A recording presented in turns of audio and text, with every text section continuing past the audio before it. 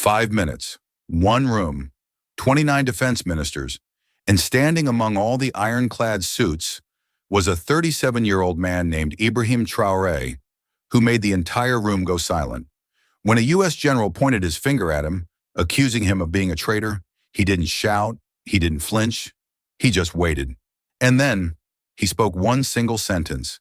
That one line exposed 7 years of exploitation, covert operations, and international deceit. But here's the question. Why did President Traoré remain silent for 5 full minutes before turning the tables? And how could a single sentence leave the most powerful man in the room completely speechless?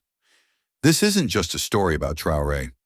This is a story about Africa, about dignity, and about truths that were buried for too long. Stay with us. This is a story worth every second of your time. The air inside the ECOWAS Defense Summit chamber was cold, unnaturally so. Not from the air conditioning, but from something else. Something tighter than protocol, more chilling than temperature. Tension. Heavy, suffocating tension. Like a courtroom just before a death sentence is read. The room was carved out of mahogany and marble. Elegance laced with intimidation. A long 12-meter table dominated the center, polished to a reflective sheen, like it had been waxed for war, not welcome. Around it sat 29 high-ranking officials, including 23 African defense ministers, 4 European observers, 2 UN diplomats, and 3 American delegates in dark suits and colder expressions. At the head of the room, 2 doors swung open silently, like the entrance of a trial's presiding judge. General Michael Langley stepped in, broad-shouldered, upright, crisp in his uniform, the insignia on his chest gleaming under the overhead spotlights. He didn't look left. He didn't look right. He didn't need to. The room had already turned toward him. Eyes adjusted, spine straightened. Power had just entered. The only sound was the soft, deliberate echo of his boots against the polished stone floor. Clack, clack, clack. Each step sounded like a countdown. In the far third of the table, Captain Ibrahim Traoré sat, motionless, no shifting, no fidgeting, just stillness, like a statue carved out of volcanic stone, quiet but full of pressure. He was the youngest man in the room, 37 years old, yet his presence carried weight, not loud, not large, but dense, the kind of weight that doesn't ask for attention, but demands awareness. Langley reached the head chair, placed a hand on its back, but didn't sit. Instead, he glanced toward Traoré. For the briefest moment, less than a blink, their eyes locked. And that was when the tone of the room shifted. This wasn't a diplomatic summit. This was theater, a performance, a battle of presence. And everyone in the room knew their role. Langley's was clear. The enforcer, the messenger of empire. He had flown in directly from Washington, fresh off a classified Senate briefing. A strategic intervention, as some called it. But this wasn't going to be a meeting. It was going to be a message, a show of dominance. Traoré? No one could quite pin down his role. To some, he was a revolutionary. To others, a dangerous radical. To a few, perhaps silently, cautiously, he was a symbol of change. But what was clear, even now, was that he wasn't afraid. He sat there in his neatly pressed military uniform, not overly ornate, just clean and sharp. His hands folded gently on the table, his jaw tight, and his eyes didn't blink. Not once. They watched Langley with the poise of a man who had already done the math and knew the ending. Langley finally spoke, a single phrase, low, deliberate. "Let's begin." The room exhaled, barely. Someone cleared their throat. A glass clinked. A chair creaked. But it wasn't casual movement. It was nervous energy, shifting around a storm no one knew how to contain. And yet, despite the formality, the silence, and the sheer authority radiating from Langley, all eyes kept drifting toward Traoré. Why was he so calm? Why didn't he look intimidated? Why did it feel like he was waiting for something or someone to make the first mistake? There was a folder in front of Langley, black, leather-bound, marked with the Pentagon seal. There was a tablet in front of Traoré, sleek, untouched, screen off. One represented command, the other control. But which was which? A flicker of unease crossed Langley's face. just a flicker. But to those watching closely, it was enough. He wasn't here to negotiate. He was here to deliver judgment. What he didn't know was that someone in the room had rigged the courtroom. General Langley didn't need a microphone. His voice was crisp, deep, and sharpened by years of command. The kind of voice built not for conversation, but for compliance. As he straightened the folder before him, a flick of the wrist sent a subtle signal to the American delegates seated nearby. One of them pressed a button, and the room's lights dimmed just slightly. Not dramatic, intentional. The air grew denser. Langley looked up, not at the room, but at one man. "Captain Ibrahim Traoré," he began, each syllable pronounced like a legal indictment. "We are here today not just as allies, but as custodians of regional stability." Custodians. That word lingered. "Over the past 6 months," Langley continued, "your government has engaged in activities that raise serious concerns, not only for your country's future, but for the future of the entire Sahel." He paused. "Let me be clear," he said, voice hardening. "Your growing ties with Russia, with China, and most alarmingly, with Iran, are not viewed as mere diplomatic overtures. They are perceived as direct threats to democratic integrity, regional peace, and long-standing international cooperation." There it was, the first blow. The term was surgical, direct threats. Across the room, one of the European observers nodded almost imperceptibly. Another scribbled something on a pad, but didn't look up. The French delegate stared forward with the detached approval of someone who had already read the script. The UN representatives remained expressionless, but their stillness was deliberate. Langley pressed on.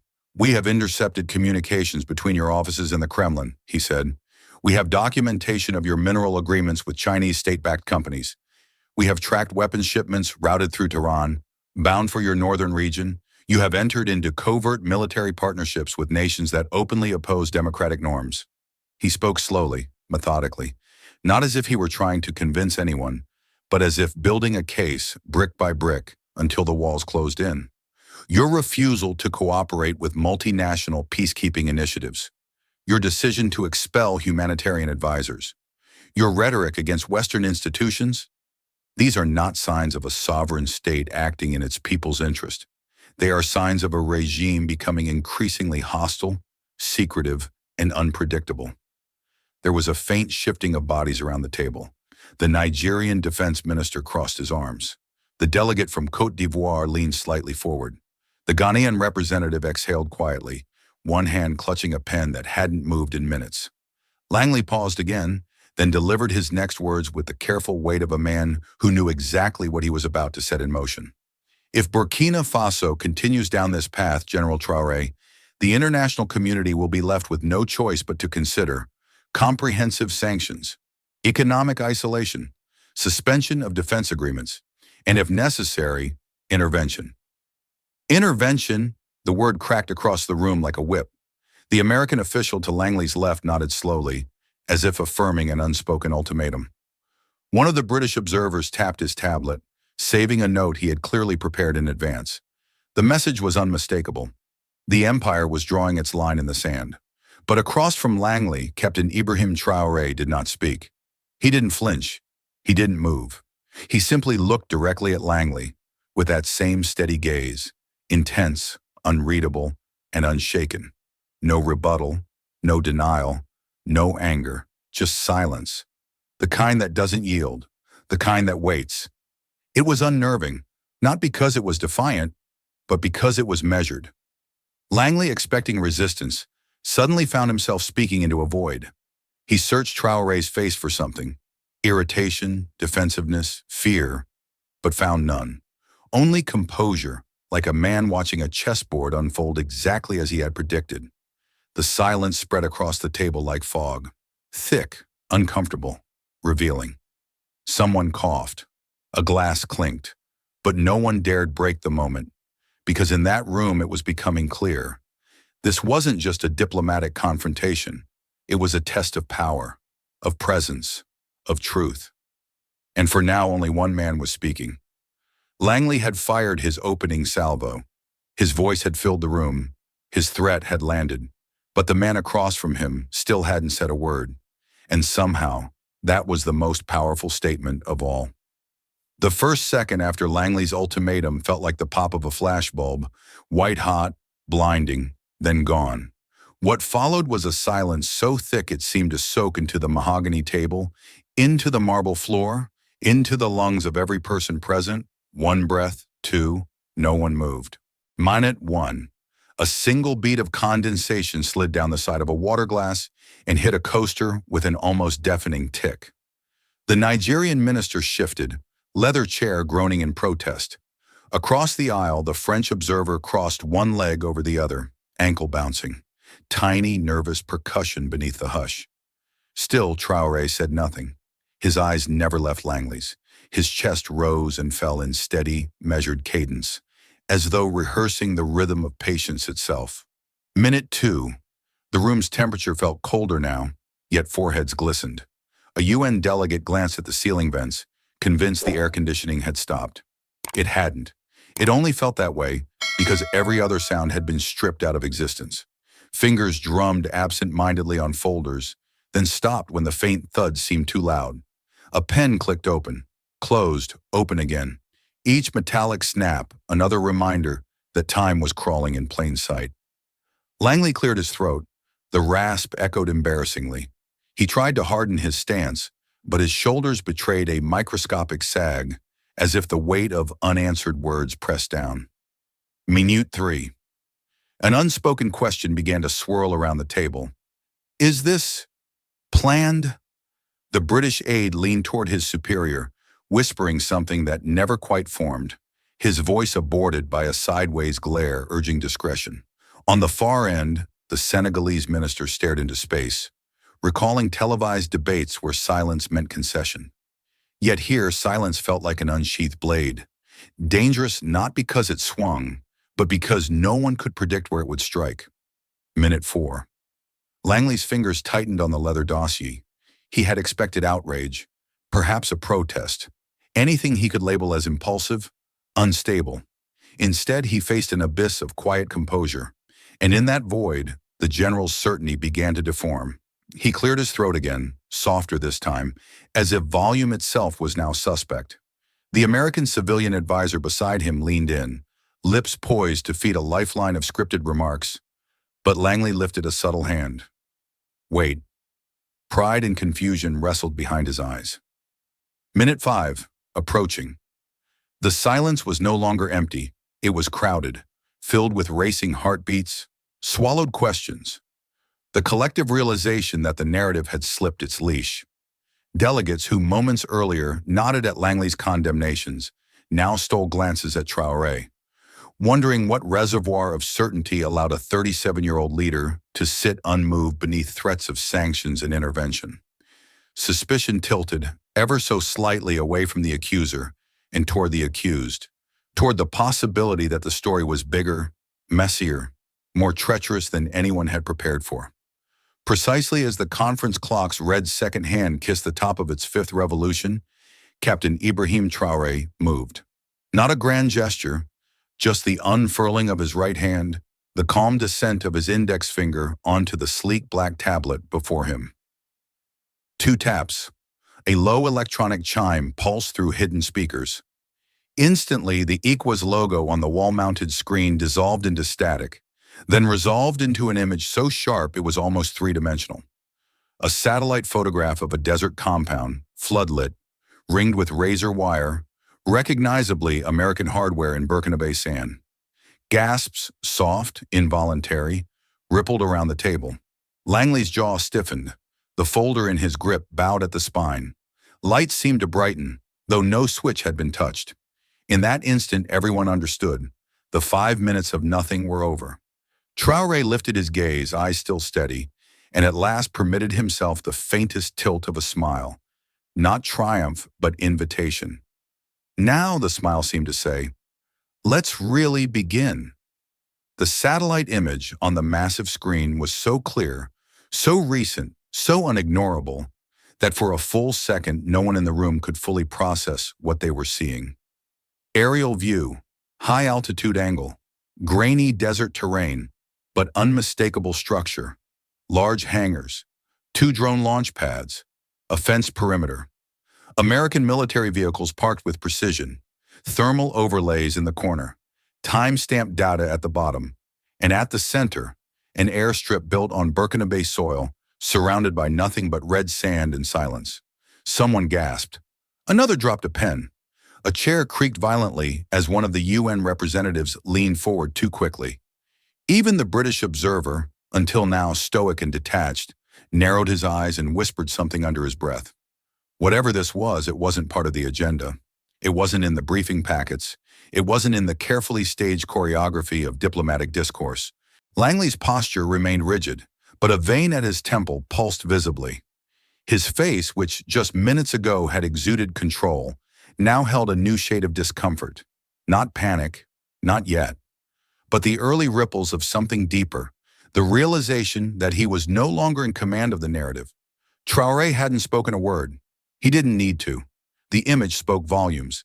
Even those unfamiliar with military infrastructure could recognize the obvious.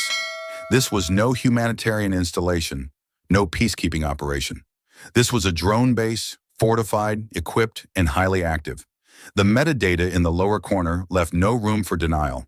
Coordinates, dates, build phases. Even aircraft types listed in a thin font overlay. MQ-9 Reaper, RQ-170 Sentinel. Not models Burkina Faso had access to. Not aircraft they had ever purchased or authorized. The room was now so still that even the screen's quiet hum seemed intrusive. Ministers leaned closer to their monitors. The Kenyan delegate adjusted his glasses 3 times. The Ivorian defense minister scribbled notes frantically, then stopped mid-sentence, as if the act of documenting what he saw made it too real. Langley finally broke the silence, though his voice had lost its former steel. This image is highly misleading. His tone was strained, no longer carrying the resonance of certainty. He glanced at his civilian aide, then back at the screen.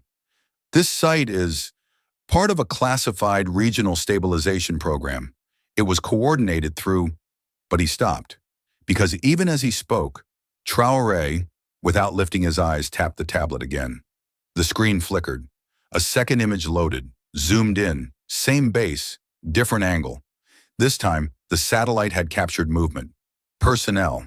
2 American contractors, faces blurred but uniforms obvious, unloading crates from a C-130 transport plane. Behind them, stenciled onto the hangar wall, were the faded letters, PMC-Logistics, Shak US-Africom. The tension in the room was no longer tension. It was transformation. The Ghanaian representative slowly turned toward Langley, his expression no longer cordial. The Tanzanian defense minister leaned back, folding his arms tightly across his chest.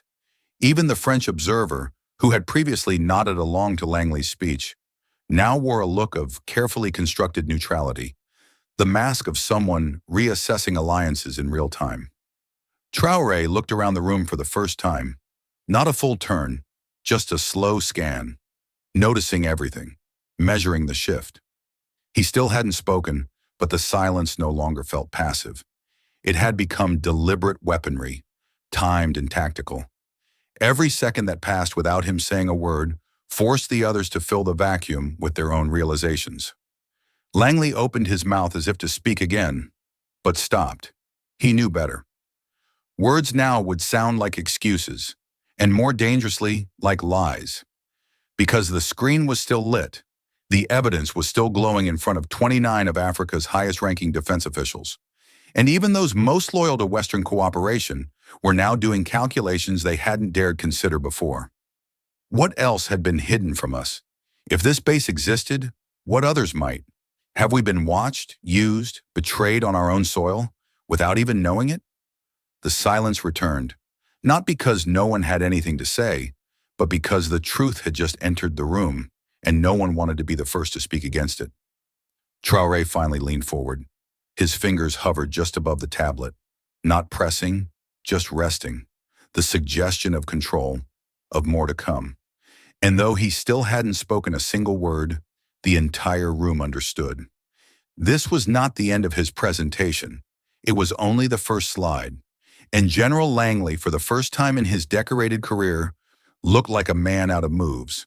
The satellite image was still glowing on the screen when Traoré tapped the tablet again. The slide vanished, replaced by something far less dramatic in appearance. A scanned document, plain white with a faint watermark. But what it lacked in visual impact, it more than made up for in consequence. At the top of the page, centered in bold, read, Burkina Faso Resource Extraction Agreement, 2017 to 2024. Beneath it, the seal of a major American mining conglomerate, one of the largest in the world, known for operating across dozens of countries. The logo was unmistakable. The room leaned forward. Traoré said nothing at first. He allowed the text to settle into their minds like sediment on a riverbed. Lines of legal jargon scrolled slowly down the screen, as though daring someone to challenge their authenticity. Clauses, subclauses, signatures, governmental stamps, all legitimate, all real. And then, highlighted in yellow, one line stood out near the bottom of the first page. All extracted resources to be processed and transported by the principal operator. No direct compensation or revenue obligations to the host nation required under current terms. Gasps, audible, sharp, not just from one side of the room. The Senegalese minister leaned toward his aide and whispered something urgent. The Ghanaian delegate's face tightened, eyes scanning for any clause that might soften the blow. But there was none. Even the French observer, now visibly paler than before, adjusted in his chair with an awkward cough. Still, Traoré did not speak. He simply swiped to the next slide. A clean, color-coded bar graph appeared. Estimated value of extracted resources, 2017 to 2024. 2.3 billion USD beneath it. Another number glowing in red. Amount paid to Burkina Faso's national treasury? 0. The weight of those two numbers collided midair, and the resulting silence was not confusion. It was fury being digested. Langley shifted. For the first time, it wasn't to reassert control, but to brace himself. His eyes darted to the screen, then to the paper in front of him. Still untouched, suddenly irrelevant. And finally, Traoré spoke. His voice didn't boom. It didn't rise, but it landed. Each word pronounced slowly, deliberately, like hammer strikes on stone. These contracts were signed under previous administrations. These agreements were brokered behind closed doors, without legislative oversight, without public consultation. And yet they've governed how billions of dollars in gold, lithium, and uranium have left our soil, without a single cent reaching our people. He paused just long enough to let the gas settle again, then continued. We are told that partnership means progress, that aid means opportunity. But tell me, what kind of partnership allows one party to walk away with billions and leaves the other with dust? He advanced the slide. This time it was a transaction ledger, scanned and annotated. Dozens of wire transfers from shell companies registered in tax havens. Routing numbers, timestamps, recipient accounts, all leading back to entities linked with the same mining firm from the original contract. The destination? Private accounts in Switzerland, the Cayman Islands, and Luxembourg. Some of the amounts were staggering. $87 million, $113 million, $42 million. None of them touched the Burkinabe budget. Langley opened his mouth, but no sound came out. His aide leaned in again, but Langley waved him off. He knew the room was no longer his to reclaim. Traoré raised his eyes, sweeping them across the assembly, now caught in various stages of disbelief, embarrassment, and growing anger. Then he asked, not rhetorically but with intent, clear, sharp, and impossible to ignore. Is this democracy? Is this stability? Or is this just another name for sanctioned exploitation? A murmur rose from the Tanzanian side of the room, followed by a faint but unmistakable thud. A closed folder, shut with force. Others followed suit. The murmur turned into whispers, whispers into side glances. There was no applause, no outrage, not yet, just processing, the kind that happens when a structure begins to crumble but hasn't yet hit the ground. Traoré tapped once more. The screen faded to black. If this is what partnership has meant, he said, voice still steady, then perhaps it is time we redefine the word. He sat back, folding his hands once again. No drama, no gloating, but the damage was done. The room would never return to what it had been before that document appeared. And Langley, he wasn't just outmaneuvered, he was out-evidenced. The screen flared back to life, no longer filled with graphs or contracts, but a dark waveform pulsing steadily in real time. A voice crackled through the chamber, grainy but unmistakably American, casual in tone, almost too casual for what was being said. Just keep the minerals flowing and make sure the local guy gets his cut. If the paperwork gets messy, we'll clean it up stateside. A few delegates flinched. The voice continued, overlapping with another deeper one. African, hesitant but scripted. And the weapons shipment? Is it already in Niamey? Yeah, offloaded last night. No flag, unmarked crates. No one's tracking anything out there, except maybe the Chinese. The waveform shifted. Another voice chimed in, laughing. As long as the captain keeps believing he's in charge, we're good. They won't know we've been flying drones over their goldfields for 3 years. A hard silence followed. Then Traoré swiped again. Now on the screen, a PDF of an internal weapons shipment manifest, marked confidential and bearing the signature of a private U.S. defense contractor. Highlighted lines detailed the transport of military equipment, rifles, surveillance drones, encrypted comms, routed through third-party countries into West Africa. The destination listed? Northern Burkina Faso. A separate column noted the recipient. Local command asset, designation TRAOBSERVERA2. Traoré remained seated, his face expressionless, but the room was not. Delegates stared at the documents as if they were looking into a vault they were never meant to see. Murmurs had become discussion. Hands moved across phones, notepads, elbows brushing with tension. A few eyes now looked not at the screen, but directly at Langley. And Langley had changed. Gone was the authoritative, confident posture. In its place was something taut, brittle. A man suddenly aware that his power was no longer unquestioned. His voice came low, uneven. This is fabrication, selective audio, digital manipulation, propaganda crafted to damage U.S. relations in the region. He said it more to the room than to Traoré, more to himself, perhaps, than anyone else. Traoré's lips curled, just slightly. Not mockery, not triumph, just inevitability. He leaned forward at last, and, for the first time, his voice held warmth. Cool, cutting warmth. General, if these are fake, then why not disprove them? Why respond with threats instead of proof? Langley's jaw clenched. His aide shifted beside him, but offered no notes, no lifeline. There was none left to offer. Traoré stood slowly, each movement deliberate, unhurried, as though the weight of truth moved with him. His eyes swept the room again. My nation has been called unstable, emotional, radical. But is it more dangerous to defend our soil, or to quietly allow its pillaging while pretending we are partners? Another swipe. A 3D schematic of a mine appeared, one that delegates from Mali, Niger, and Chad would recognize, not just in name, but in layout. Several leaned forward sharply. It wasn't just Burkina Faso. This went deeper. Traoré looked back at Langley. You came here expecting a denial, perhaps outrage, perhaps fear. But I've brought evidence, General, and I invite every nation here to verify it, publicly, independently. Let truth, not allegiance, be our common ground.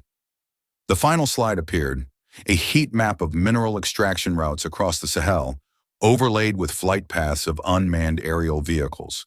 Every route intersected with countries in the room. Every pattern had one thing in common.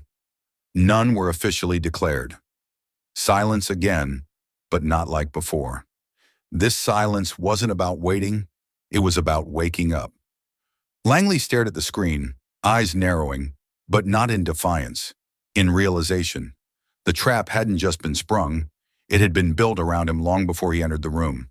For the first half of the summit, the room had felt like a courtroom, with General Langley as prosecutor, judge, and jury all rolled into one. He had entered with the weight of the U.S. military behind him, expecting compliance, silence, or at the very least, fear. But now that balance had shifted. subtly at first, then all at once. What had begun as an indictment was beginning to resemble something else entirely, a reckoning. Captain Traoré stood motionless, the last slide still glowing behind him, a glowing lattice of trade routes, flight paths, and mineral trails mapped across the Sahel. It was no longer just Burkina Faso on the screen. It was the entire region, exposed, interconnected, vulnerable.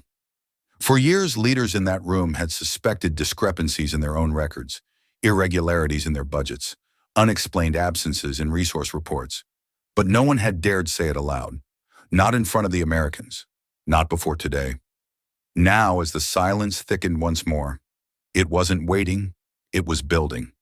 It was Tanzania's defense minister, an older man with eyes that had seen colonial flags rise and fall, who broke the tension first. His voice was quiet, but it carried weight. General Langley, if these installations exist and the funds never reach our governments, then I must ask, what else is happening on our land that we are not aware of? Heads turned, not toward Traoré this time, but toward Langley. Langley stiffened in his seat but said nothing. The Rwandan representative leaned forward, placing both palms flat on the table. His face was calm, his tone calculated. We've cooperated with AFRICOM for years, shared intel, shared training. But if these agreements, he gestured toward the screen, have been used to build secret military assets and extract resources outside of public record, then I have to ask, has Rwanda been compromised too? It wasn't an accusation, it was an invitation to doubt, and it spread like wildfire. The Ghanaian delegate, usually measured and reserved, cleared his throat. When he spoke, there was steel in his tone. We signed partnerships in good faith, believing we were building peace, development, shared prosperity. If what we've seen today is true, then we've built nothing but scaffolding for someone else's profit. Langley's composure frayed. His eyes flicked toward the U.S. diplomats in the back corner. No help came. No brief was passed forward. No comforting nod. He tried to recover the floor, straightening his posture and clearing his throat. Let's not forget who we're speaking about. Captain Traoré sees power in a coup. He has aligned with regimes hostile to democratic norms. This presentation, however polished, is a distraction from a dangerous pivot toward authoritarianism.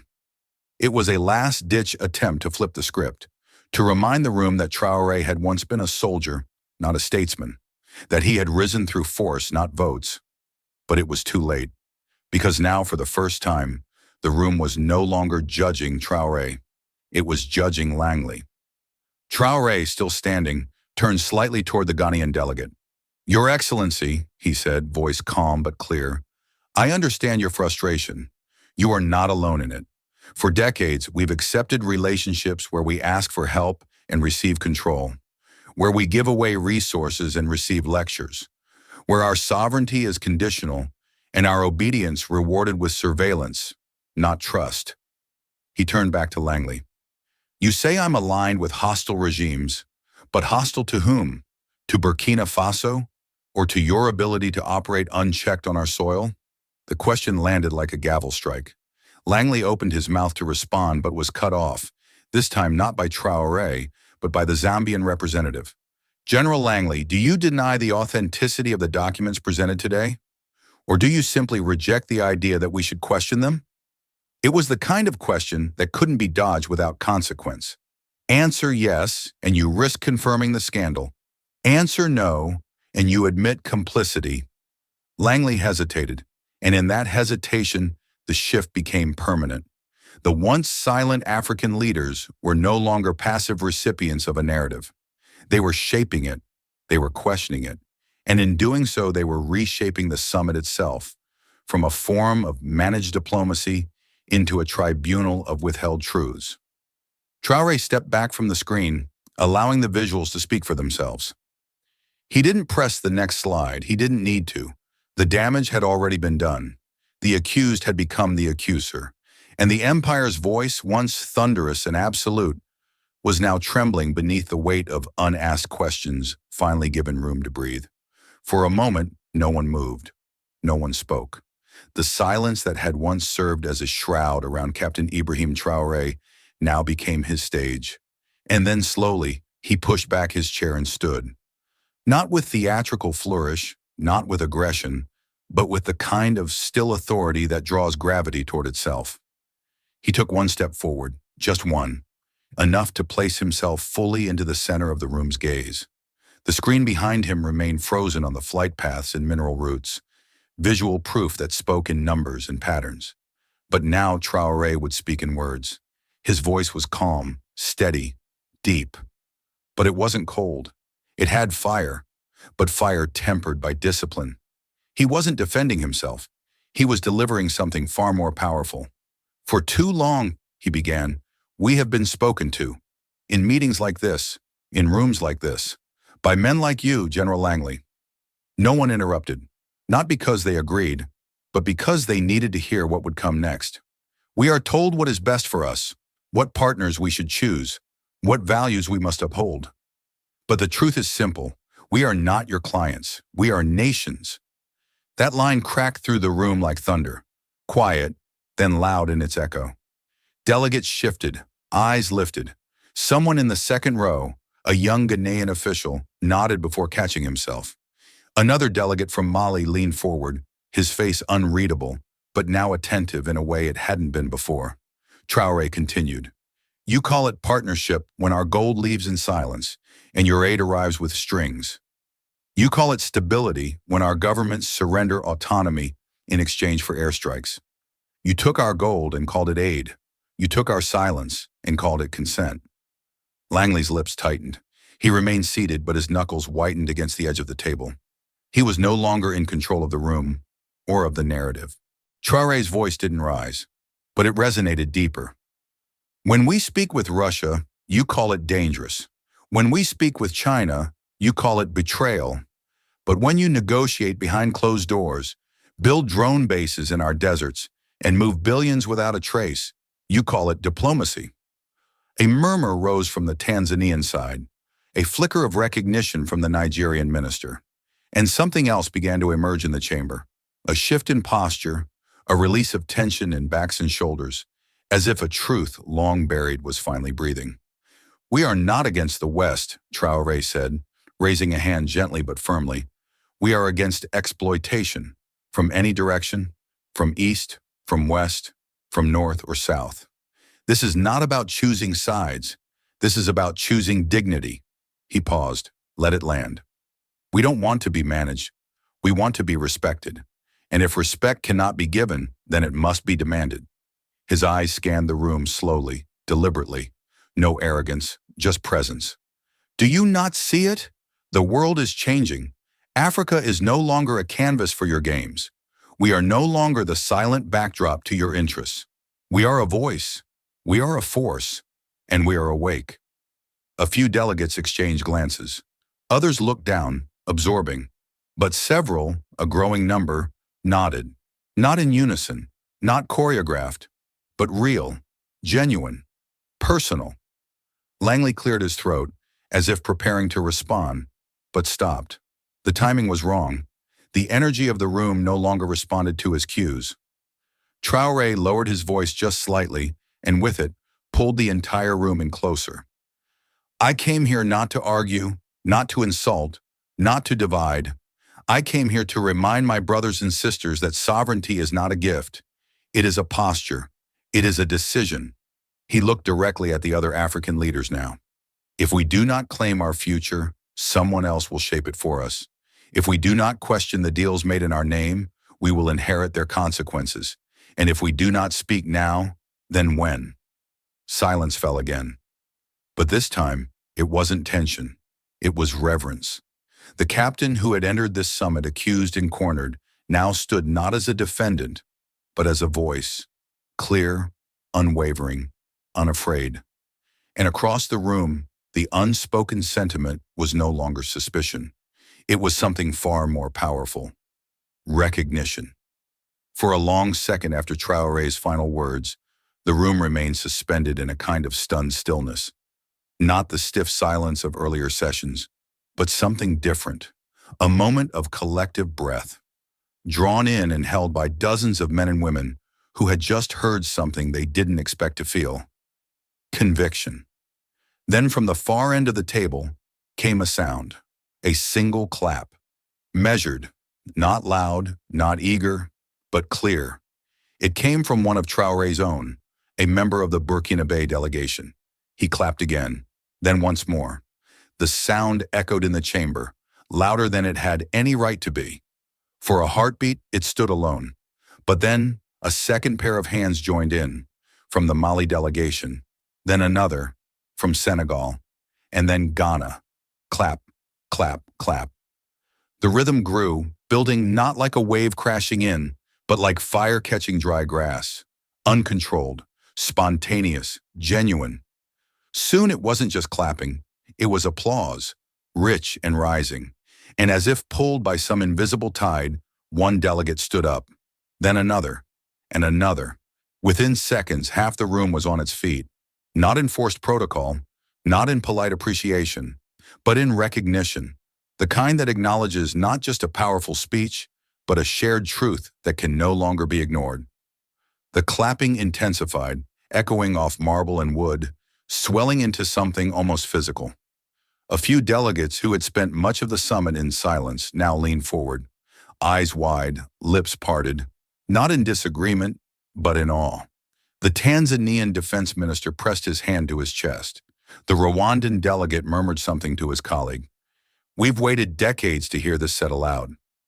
Across the table, Langley sat frozen. He didn't shift. He didn't speak. His eyes scanned the room as if trying to locate a thread of loyalty he could still pull.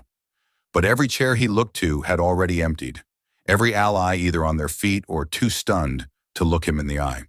His mind raced to recover strategy.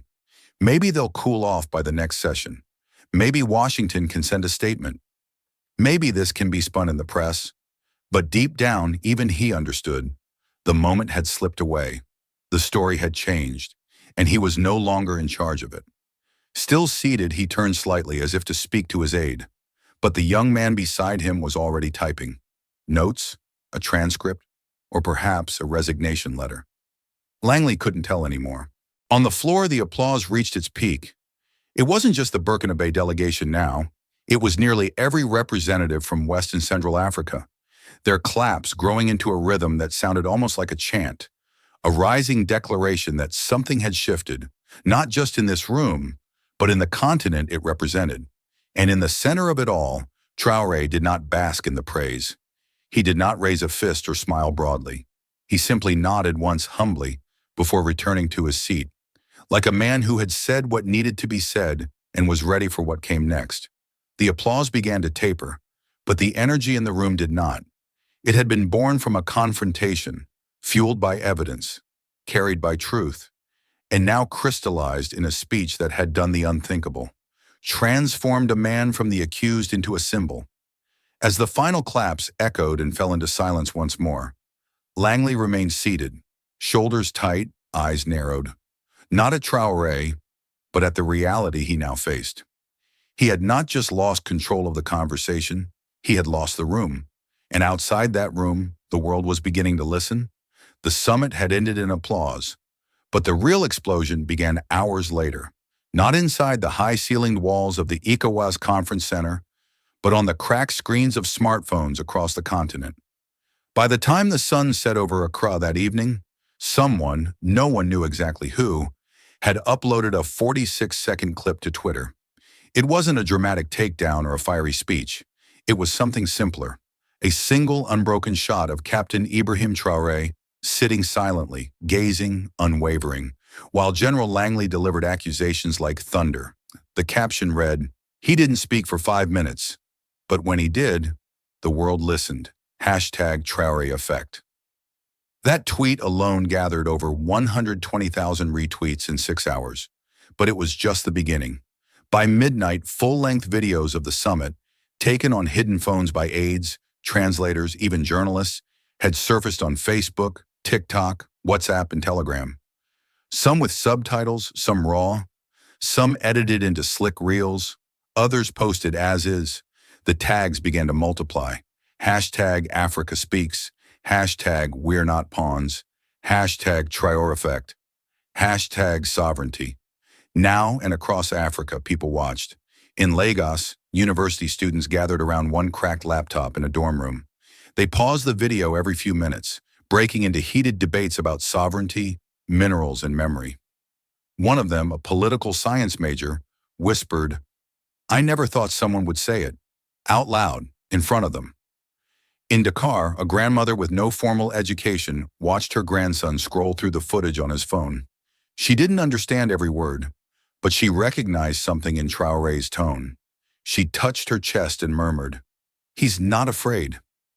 In Nairobi, a group of activists who had been protesting IMF austerity just days earlier began printing signs overnight. The next morning, hundreds of young Kenyans marched in the streets. They held placards that read, "We are not your project. Our resources, our rules." He spoke for us all.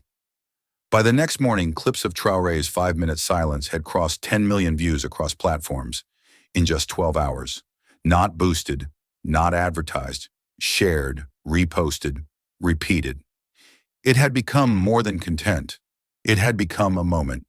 In WhatsApp groups, African diaspora communities sent the clips back and forth with stunned excitement. "This is it," one voice note said from South London. "This is the turning point. Finally, someone said what we've all felt." The speech, now titled unofficially as "We Are Nations," was being played in full on FM radios from Kinshasa to Maputo, in schools, in markets, in hair salons. Panel discussions sprang up on talk shows. Newspapers that usually played it safe ran front-page headlines the next morning. The room stood up. Africa answers back. A captain becomes a voice. But it wasn't just media professionals riding the wave. Teenagers were quoting lines from the speech on TikTok. DJs were remixing the silence into lo-fi beats. In Ibadan, a spoken word artist went viral with a poem titled, "They Took Our Gold and Called It Aid." Suddenly, it wasn't about one man. It was about a continent that had heard itself speak and realized how loud its voice could be. In Kampala, a 16-year-old girl messaged her cousin late at night, "I watched it twice." He looked them in the eye. He didn't blink. "That's the kind of leader I want." Her cousin replied with a selfie holding up a handmade sign. #Africa Speaks, and we're not going back. Even political offices weren't immune. In Malawi, aides at the Ministry of Foreign Affairs reportedly watched the summit clips in a closed-door session. In Zimbabwe, state television quoted Traoré's most powerful line during their nightly broadcast, "We are not your clients, we are nations." Langley, meanwhile, returned to his base in Stuttgart to a storm of internal briefings. But no press release, no spin from DC could suppress what had already taken root, a wildfire of digital defiance, driven not by algorithms, but by emotion. Across Africa, the youth, long dismissed as disengaged, were wide awake. And for the first time, many of them felt something they had never associated with international summits, with suits and microphones in marble halls. Pride.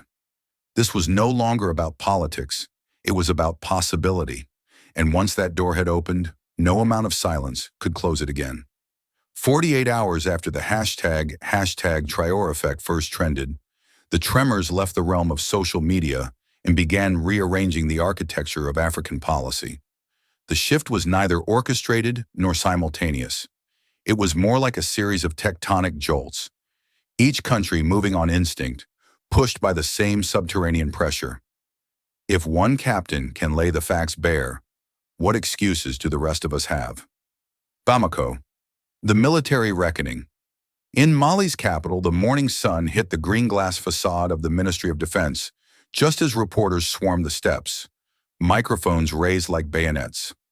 Inside, the Council of Officers had convened an emergency meeting. General Diarra, a man known for measured caution, strode to the podium and read from a statement printed only hours earlier. Effective immediately, the Republic of Mali will conduct a comprehensive audit of all foreign military agreements signed since 2001. Any contract that compromises national sovereignty or lacks transparent benefit to the Malian people will be subject to suspension or termination. The room erupted in questions. Does this include French troops? American drones? Diarra offered no details, only a parting sentence that echoed across West African radio waves all afternoon. We will no longer confuse presence with partnership. Within minutes, a leaked memo surfaced on Telegram. an internal directive freezing flight clearances for foreign surveillance aircraft until the audit concluded. It was the first time in 2 decades that Bamako had drawn a red line in the Sahel's shifting sands, and it traced directly back to Accra's 5-minute silence. Niamey, the uranium pause. 700 kilometers east, Niger's cabinet met behind closed doors. Uranium exports were the cornerstone of its GDP and the quiet fulcrum of several European energy strategies. Yet as the ministers pored over royalty statements, the numbers suddenly looked indecent, almost obscene, under the fresh light of Traoré's revelations. That evening, President Issoufou announced on state television, "The extension of our flagship uranium contract, due next quarter, is hereby postponed. We will renegotiate under terms that reflect the true value of Nigerian resources." It was delivered in French, but the subtext was universal. The era of fixed prices and flexible promises is over. Markets twitched. Energy lobbyists in Paris began midnight calls. But inside Niger, the reaction was electric. University dorms in Niamey cheered as if their national team had scored in extra time. On Twitter, a new tag appeared beside hashtag Africa Speaks, hashtag Not One More Atom, and it trended before dawn. Accra, the educational pivot. Meanwhile, in the very city where the summit had detonated, Ghana moved its chess piece along an entirely different axis: knowledge. At a joint press conference, Education Minister Akosua Mensah stood beside ambassadors from India and Brazil, flanked by banners that read South-South Scholars Initiative. Cameras clicked, flashes flared. Mensah spoke first. "Today we signed memoranda with the Indian Institutes of Technology and Brazil's Federal University Network to create dual-degree programs in engineering, agritech, and renewable energy, funded without IMF conditionalities, without structural adjustment strings." Reporters asked the obvious. "What about existing loan packages?" Mensah smiled, a smile practiced yet sincere. "We are diversifying our partnerships. A balanced portfolio of friends makes a stronger nation. That includes the fun, certainly, but it does not depend on it." Within hours, Ghanaian students flooded embassy websites. The crash briefly trended on local news. WhatsApp groups shared infographics comparing tuition in Sao Paulo and Mumbai to London and Washington. For the first time in years, the diaspora conversation wasn't about leaving home, but about returning with skills earned in fellow Global South classrooms. A chorus, not an echo. None of these announcements mentioned Traoré by name, yet every analyst tied the timing to him. Foreign correspondents in Dakar dubbed it the Accra aftershock. Think tank editors in Brussels published hasty op-eds debating whether a regional realignment was underway. One headline read, "Pentagon briefing or Pandora's box? Sahel leaders rethink old deals." Inside WhatsApp chats, the language was less measured. Mali kicks out the hidden guns. Niger locks the vault. Ghana opens the classroom. Across campuses from Lusaka to Addis, student unions scheduled forums under one banner question: if not now, when? Flyers repeated Traoré's line in bold marker ink: "We are not your clients, we are nations." It wasn't just rhetoric, it was becoming a checklist. By week's end, rumors swirled that at least 3 other governments were drafting similar audits, one on timber concessions, another on oil royalties, a third on foreign telecom towers. No declarations yet, but the saplings of self-scrutiny had broken soil, and the diplomatic weather forecast predicted heavy rain. Back in Ouagadougou, Traoré's press secretary was asked if the captain president had expected such ripple effects. She shrugged lightly. "A truth once spoken belongs to everyone. What they do with it, that's their sovereignty talking." And across the continent, sovereignty was finally learning to raise its voice. In the polished halls of Washington, D.C., the mood was far from composed. The State Department summoned the U.S. ambassador to Burkina Faso for immediate consultation. No soft recall, no diplomatic euphemism. Just an urgent cable with one line typed in all caps: "Return immediately." Inside a closed chamber beneath Capitol Hill, senior advisors shuffled into the Situation Room. The usual confidence, suited, structured, certain, was fractured. A new report had landed on the desk of the National Security Advisor. Its title was blunt: Strategic Influence Loss, Sub-Saharan Shift Accelerating. The memo's language was sharper than usual. One line stood out in bold italics, circled in red ink. We are not just losing influence, we are losing the narrative. But even more unnerving was what came from Langley. Not General Michael Langley, but the headquarters of the CIA itself. The agency's latest intelligence brief, declassified only for top-tier clearance, used language seldom heard in Beltway corridors. A psychological and symbolic turning point has occurred. African youth, thought to be disillusioned, have found a unifying figure.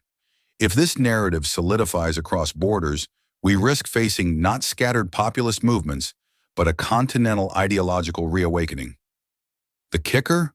We are not losing Africa. We may never have had it at all. That line hit harder than any satellite image or intercepted message. It wasn't just a crisis of strategy, it was an existential reckoning. For decades, policy in Africa had operated under an unspoken assumption. Africa is manageable, its crises containable, its leaders influenceable, its people voiceless. But now a young captain with no pedigree in diplomacy, armed only with documents, data, and conviction, had shaken that illusion to its core. And the aftershocks were not contained to Burkina Faso. In Brussels, the European External Action Service convened an unscheduled meeting. The usual wine and protocol were abandoned. Instead, screens flickered with live clips from African television, TikTok trends, and WhatsApp groups, data not typically on the agenda of foreign ministers. The Belgian foreign minister looked up from a printed transcript of Traoré's speech.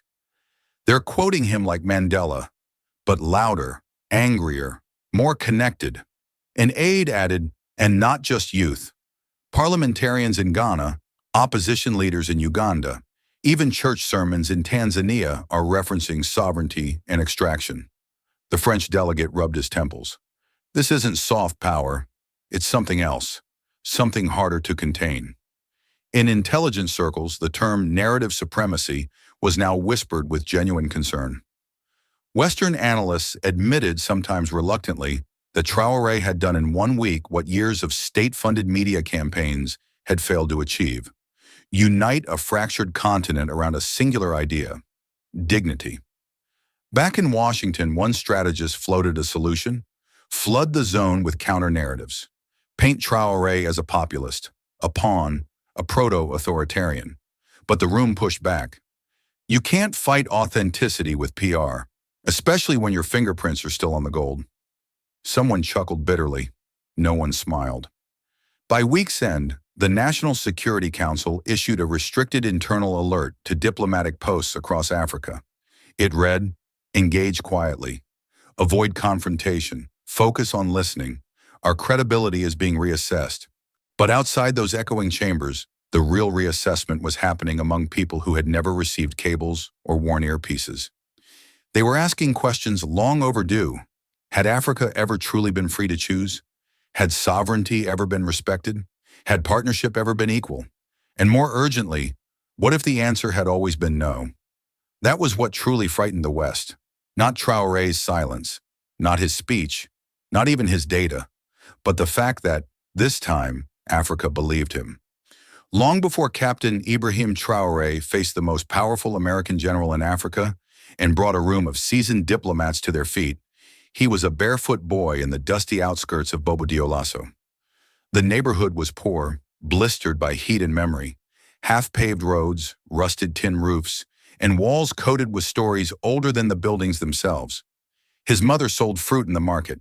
His father, once a railway worker, lost his job when the French-backed privatization wave swept through West Africa in the late 90s. In the absence of opportunity, Ibrahim found something else: books. They came from battered shelves at the local mosque, from secondhand vendors, from European aid workers who didn't think twice when handing over old paperbacks. He devoured them. Not fiction, not fantasy. He wanted truth. By age 12, he had read the speeches of Thomas Sankara like scripture. At 14, he was quoting Malcolm X to his classmates while balancing sacks of charcoal for the family stove. He never raised his voice, but people listened. There was something unsettling about his stillness, even then. As if the boy wasn't just present in the moment, but recording it, filing every injustice, every insult, every promise broken by people in suits. He got into university in Ouagadougou on a military scholarship, one of the few ways out of poverty. But he didn't stop with tactics and drills.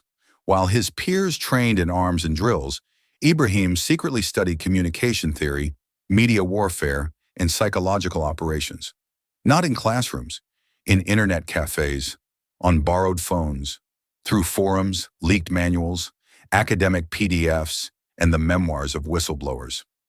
"They teach us to fight rebels in the bush," he once told a friend. "But the real enemy never holds a rifle. It holds a pen or a mining license." While others competed for promotions, he mapped the web of influence, how NGOs tied into intelligence agencies, how military aid correlated with sudden cabinet changes, how trade deals never seemed to benefit those who bled for the soil. And always in his dormitory drawer, he kept a photo of Sankara, stern, proud, unbought, a reminder of what leadership could mean when not auctioned off. By the time Traoré entered active service, he had already chosen a different battlefield.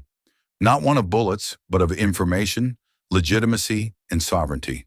When the coup happened, many thought he was just another soldier in a country tired of revolving door presidents.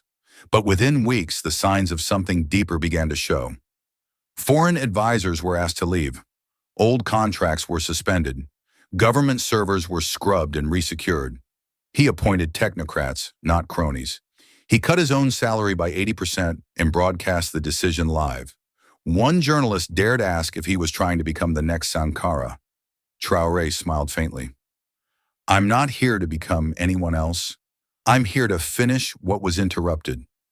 Still, he didn't seek the spotlight. He rarely gave interviews. No fancy portraits adorned city walls. When his advisors suggested a state-sponsored media campaign to boost his popularity, he refused. "If they must be convinced I work for them," he said, "then I'm not doing enough." Instead, he spent nights reviewing intelligence, not just military, but economic, social, digital.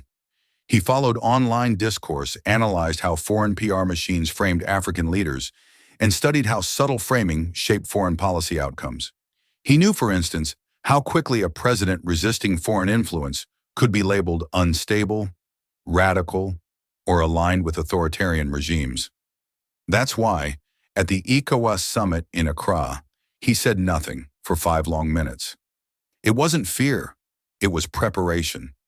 Every detail of that confrontation had been rehearsed, not to perform, but to reveal. He didn't want to yell over noise. He wanted silence to sharpen the knife of truth. What many mistook for youthful arrogance was something else entirely. Calculated discipline, the kind you don't learn in a classroom or a war room, but in silence, in poverty, in watching your country's wealth leave in ships, your people die in mines, and your leaders smile through it all. Traoré had not stumbled into greatness. He had waited for it, and when it arrived, he was ready, not to speak louder than his enemies, but to speak more clearly than they ever expected. Behind every slide Ibrahim Traoré unveiled at the ECOWAS summit, every satellite image, every classified document, every intercepted communication, there was something far more dangerous than any single revelation. There was a network, and it was everywhere. It didn't wear uniforms. It didn't operate from bunkers or issue press releases, but it had been forming for years, quietly, patiently, in the cracks of forgotten conversations and beneath the noise of everyday corruption. It wasn't built by design from a single blueprint, but rather grew like a root system beneath the soil of African discontent, invisible, resilient, alive. It began with former soldiers, those who had fought in proxy wars only to realize they were pawns in conflicts scripted far from African soil. Some were disillusioned UN peacekeepers. Others were security contractors who had seen firsthand how foreign bases operated with impunity. One by one, they started asking the same question. What are we really protecting? Then came the journalists, local reporters from Nigeria, Ghana, and Mali, who had grown tired of writing stories that never saw the light of day. They had been censored, bought off, even threatened. But they had not been silenced. They began trading notes in encrypted chats, meeting in border towns, publishing under pseudonyms on forums and foreign media outlets that would listen. And then the academics joined, professors of economics, political science, and environmental studies, many of whom had been educated in the West. They had returned home with diplomas in one hand and questions in the other. Why were their countries still poor despite sitting on trillion-dollar resources? Why were development metrics improving on paper but worsening in reality? They brought data, statistics, the kind that didn't just shock, it embarrassed. Their graphs revealed what governments had buried. Their models exposed where the money had gone. Over time, these fragments of resistance found one another, not through official channels but through shared frustrations, common enemies, and encrypted platforms. And what began as isolated dots slowly connected into a continental web of trust, purpose, and quiet defiance. Traoré didn't create this network, but he recognized it, and he earned its loyalty not through command, but through commitment. While foreign embassies monitored military movements, they missed the deeper threat, the intellectual insurgency rising beneath their feet. It was composed not just of Africans, but of whistleblowers from within the very institutions meant to dominate the continent. Disillusioned aid workers, ex-consultants, former intelligence analysts, some anonymous, others brave enough to risk everything. Together, they leaked internal audits, procurement records, unredacted contracts. Some were based in Brussels, others in Geneva. A few were former interns who had overheard things they were never supposed to repeat. They weren't traitors, they were truth-tellers. The data poured in, satellite logs, financial trails, recorded conversations, and it was all cross-verified, cataloged, and stored across mirrored servers from Johannesburg to Mumbai. Because this was not about one nation, it was about an entire generation, one that had grown up watching YouTube exposés on colonial history, learning how data leaks brought down empires, and realizing that if power no longer required armies, resistance no longer required guns. Traoré's presentation at the summit was only the tip of the spear. The real weapon was the infrastructure beneath it, a decentralized network of conscience and calculation, with no flag, no border, and no official funding. Its currency was trust, its armor was truth, and its mission? Not revenge, not chaos, but restoration. Restoration of sovereignty, of dignity, of control over the stories Africans told about themselves. Langley had walked into Accra thinking he was facing one man. He hadn't realized he was facing a movement. The most dangerous thing we gave Africans wasn't intelligence, one analyst later admitted behind closed doors in Washington. It was hope. Because data can be dismissed, leaks can be denied, even satellite images can be spun. But hope, once it roots itself in the hearts of the people, is nearly impossible to uproot. And that was exactly what happened in the aftermath of Traoré's 5 minutes of silence. Across Africa, from market stalls in Dakar to lecture halls in Kampala, people weren't just talking about one president's bold defiance, they were talking about what it represented. The possibility that the system they had grown up under, the one that told them poverty was their fault, that corruption was inevitable, that they needed to be grateful for conditional aid, might have been built on a lie. For generations, Africans had been taught to adjust their dreams downward. Be realistic. Take what is given. Don't provoke the West. That was the subtext of every development program, every press conference, every carefully worded diplomatic message. Sovereignty was a performance, not a right. Leaders could talk revolution on camera, but behind closed doors, they signed what they were told to sign, and the people knew it. But knowing and believing change was possible were two different things. What Traoré shattered wasn't just a foreign general's argument. He shattered a psychological ceiling, the unspoken belief that nothing could truly change. When he stood calmly, confidently, and revealed not emotion, but evidence, it wasn't just the room that shifted. It was millions of internal monologues across the continent. Students who had once planned to emigrate at any cost suddenly started asking what it would take to stay and rebuild. Journalists who had grown cynical from years of censorship found new energy to pursue buried stories. Even civil servants, long numbed by bureaucracy, began digging through old records with fresh eyes, asking what else might be hiding in plain sight. This wasn't idealism. It was anger given direction, because hope, real hope, is not soft. It is disruptive. It questions. It demands. It makes people look at what they've tolerated and ask why. Why are our hospitals underfunded while mining revenues vanish? Why do we have foreign bases but no food security? Why must we accept debt tied to conditions we never agreed upon? And most dangerous of all, why did we think we had no choice? That single question became a kind of fire. It spread in conversations, radio shows, WhatsApp groups, TikTok videos. Not because Traoré was a perfect leader, but because he proved that even the appearance of courage could alter the terms of the conversation. Some Western diplomats called it populism. Others dismissed it as performative sovereignty. But the truth was harder to face. This wasn't a performance, it was a reckoning. And reckoning is contagious. One speech in a conference hall had unleashed something far bigger than Traoré himself, a collective awakening. It wasn't about hating the West. It was about no longer needing its approval. It was about standing straighter, speaking differently, teaching children that their land was not a curse, but a prize too long stolen. This was not revolution by gunfire. It was revolution by recognition, the most dangerous revolution of all. Because once the people believe they deserve better, they start acting like it, and they never go back.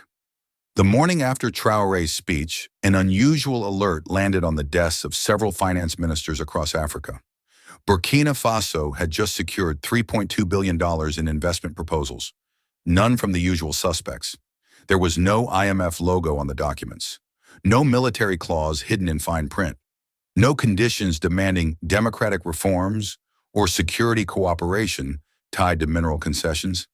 Instead, the offers came from Brazil, India, South Korea, and even regional partners like Rwanda and Egypt.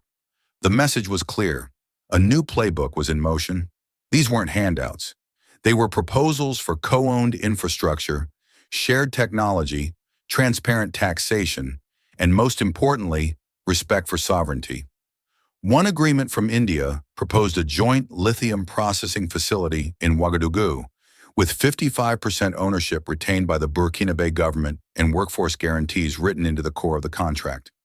Another from South Korea focused on solar energy, pledging not just funds, but engineering knowledge transfer. No foreign troops, no long-term leases, no strings. It was as if a continent had blinked awake, and Burkina Faso wasn't alone. In a surprise joint statement broadcast simultaneously from Nairobi, Bamako, and Accra, 10 African nations announced the formation of the Resource Valuation Alliance, an intergovernmental economic bloc with a single mission: to establish fair, Africa-centric pricing standards for natural resources. For the first time in modern history, African leaders openly acknowledged what had been whispered for decades. The continent's gold, cobalt, uranium, and lithium had been massively undervalued, often priced at a fraction of their real worth in the global market. The alliance would fund a new economic research body based in Addis Ababa to conduct independent geological audits and set benchmark pricing for contracts beyond the influence of Western consulting firms and investment banks. This quiet economic revolution rippled outward faster than anyone in Brussels or Washington had anticipated. Within 3 weeks, Niger put its uranium contract with Areva on indefinite suspension, demanding a complete renegotiation. Mali reopened bidding on its bauxite fields, rejecting 4 French proposals outright. Senegal announced a moratorium on new oil and gas contracts until the Valuation Alliance completed its first report. Meanwhile, the International Monetary Fund, long seen as the de facto gatekeeper of African economic policy, began to feel the walls closing in. Ghana declared it would pause repayments on all IMF-linked loans until a full audit of advisory fees and interest deductions was completed. Ethiopia suspended its participation in several IMF policy forums. Uganda openly proposed the creation of an African Sovereign Development Bank with funding from BRICS nations and African central banks. In Washington, a classified note circulated inside the U.S. Treasury. It carried just 4 words, handwritten in red ink: "The order is breaking." And it was. Not with a bang, but with choice, calculation, and a long overdue awakening. For decades, economic dignity had been deferred in the name of stability, but Traoré's stand had cracked the dam. Now the waters of self-determination were surging through, and no one, not generals, not banks, not superpowers, could hold it back anymore. 2 weeks after the ECOWAS summit, something unprecedented happened at the United Nations General Assembly. For the first time in its history, the African Union demanded, and was granted, a special emergency session, not to respond to a war or humanitarian crisis, but to introduce what it called the Charter for Fair Global Partnership. Drafted in Addis Ababa, the charter was sharp, unapologetic, and precise. It called for a full review of all bilateral and multilateral agreements between African states and external powers. It proposed new global standards for resource sharing, technological equity, and military non-interference. And it outlined penalties for foreign partners found exploiting asymmetrical leverage in aid or trade. The language was bold. The tone was unmistakable. Africa was no longer asking to be heard. It was declaring its position. At the center of this diplomatic shift stood Ibrahim Traoré, not as the formal author, but as the undeniable catalyst. His speech had been replayed, analyzed, and quoted in over 30 parliaments worldwide. His 5 minutes of silence had become a diplomatic statement in itself, a symbol of quiet defiance and strategic clarity. Inside Africa, the ripple effects were equally transformative. In Cameroon, civil society groups flooded the streets of Yaoundé, demanding the resignation of longtime ministers who had signed lopsided security agreements with France. In Senegal, students staged week-long sit-ins at the Ministry of Foreign Affairs, calling for the country's ambassador to Washington to be recalled. In Côte d'Ivoire, the ruling party held an emergency session to discuss public perception of external overalignment. One headline in the East African read bluntly, "Too Western, too long, time's up." The continent's new diplomatic language wasn't just bold, it was contagious. South Africa proposed a joint continental review of military-based leases. Algeria and Kenya began working on an African framework for cyber data sovereignty. Even long-neutral Botswana announced it would suspend negotiations with 2 Western mining companies pending a third-party audit. For decades, diplomacy for Africa had meant reacting, but suddenly it meant defining. The old guard, those who had relied on the language of compromise and quiet alignment, were beginning to look out of place. And the public? They were watching more closely than ever. In Africa now, silence had a new meaning. It meant consent to exploitation, and people were no longer willing to be silent. The world was changing, but this time Africa was writing the terms. In a closed-door meeting at the Pentagon, a single phrase kept surfacing across intelligence briefings: contain the narrative. Washington was alarmed. Paris was furious. Brussels was disoriented. Within days of Traoré's address and the rapid diplomatic shifts sweeping across Africa, both the U.S. and France announced emergency funding increases to counter Russian and Chinese disinformation campaigns on the continent. The budgets were impressive: $400 million in new soft power strategies, reactivating think tanks, media partnerships, and civil society grants. French radio launched a new wave of French-language programs to defend democratic values. The U.S. State Department approved a surge of new embassy cultural initiatives and student scholarships. But on the streets of Lagos, Accra, and Bamako, it was too little, too late. The old vocabulary no longer worked. Words like democracy, stability, and strategic partnership sounded hollow in the wake of hard evidence and a rising generation of Africans who had seen behind the curtain. Young people weren't inspired by slogans. They wanted numbers, transparency, ownership. And they didn't want it whispered in boardrooms. They wanted it proclaimed from podiums, like Traoré had done. The problem for the West wasn't propaganda, it was memory. Decades of exploitation couldn't be erased by a new logo or campaign. And when governments spent more time defending themselves than listening, their credibility collapsed faster than any embassy could rebuild it. In intelligence memos circulating through Langley and Élysée Palace, the mood had turned grim. One report from the French Foreign Ministry summarized the crisis in a single sentence: "The system is not being challenged, it is being outgrown." The old order wasn't just under pressure, it was dying, and it knew it. African Union headquarters, Addis Ababa, live broadcast across the continent. President Ibrahim Traoré steps up to the podium, not as a head of state, but as the voice of a rising generation. His speech is not fiery but firm, not vengeful but visionary. He speaks in calm rhythms that echo across deserts, cities, and classrooms. We are not asking for seats at their table. We are building our own, designed by our values, led by our people, and accountable only to our future. He calls for unity beyond borders, continental data security, independent media, fair tech infrastructure, and a shared resource protection pact. Applause rises, then erupts. Not staged, not polite, real. Traoré ends with a simple line that becomes a continent-wide mantra. Africa is not poor, it has been looted, and we are done watching. Across villages, schools, cities, change begins quietly, then rapidly. Children in rural schools learn about more than colonial resistance. They learn about the moment a young man dared to be silent in defiance of power. His name is written next to Lumumba Sankara Nkrumah. University exchanges now happen not just with Europe or the US, but between African nations. Data centers are being built in Lagos. AI labs open in Nairobi. Knowledge flows inward, not just outward. And most powerful of all, people speak up. They question unfair policies. They film injustice. They organize clean water campaigns, rewrite curricula, demand accountability, and win. What began as 5 minutes of silence has become a movement of millions of voices. Unafraid, unapologetic, unstoppable. Flash back to that ECOWAS conference room. The silence, the shift. Those 5 minutes are now legend. Not hesitation, not fear, but calculation, strategy, courage.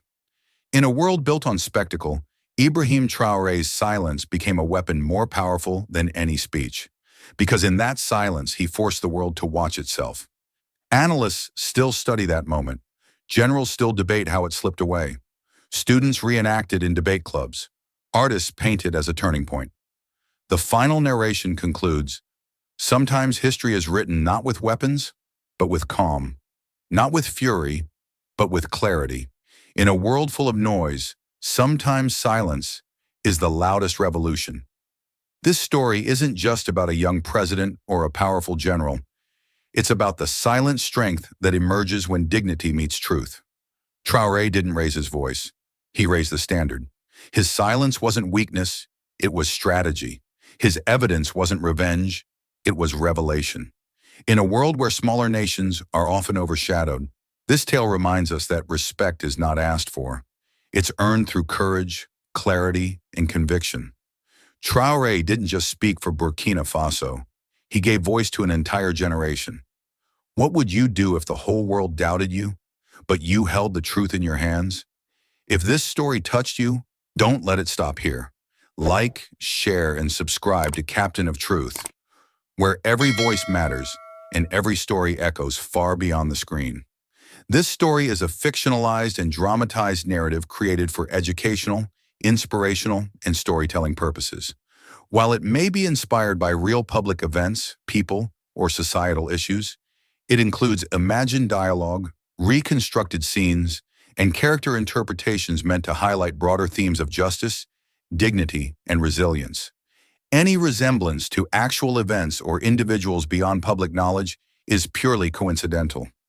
We do not intend to defame, mislead, or harm, but to invite reflection and meaningful conversation. Thank you for watching Captain of Truth.